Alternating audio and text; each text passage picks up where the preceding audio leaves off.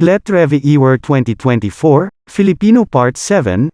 Bago po ang lahat, gusto ko munang magpasalamat sa lahat ng aming subscriber at supporter sa TikTok, YouTube, at Facebook. Kung ikaw ay bago pa sa aking channel, please subscribe to us para laging updated sa aming mga bagong videos. Maraming salamat po. Number 1. Ang matipid kumain ay halimbawa ng A. Pandiwa, B. Pangalan, C. Panguri, D. Pang-abay.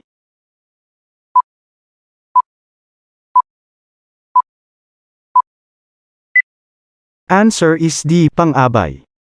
Number 2. Ito ay isang uri ng komunikasyong pampubliko na nagpapaliwanag sa isang paksa na binibigkas sa harap ng mass media.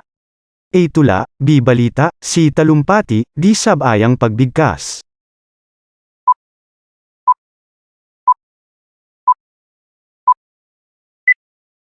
Answer is C. Talumpati. Number 3. Ang mga salitang saliw, maestra, at gabay ay mga A. Patinig, B. Hiatus, C. Diptongo, D. Cluster.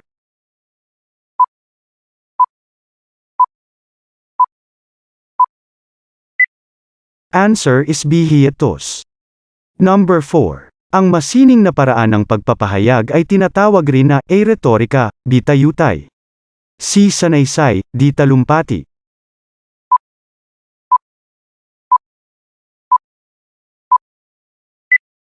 Answer is A. Retorika. Number 5. Proseso ng pagsulat kung saan dito isinasagawa ang pagbabasa muli sa borador ng makailang ulit para sa layuning pagpapabuti at paghuhubog ng dokumento. A. Unang borador, B. Paggawa ng balangkas, C. Pagrerebisa at pag-e-edit, D. Pag-uusisa at pagtatanong.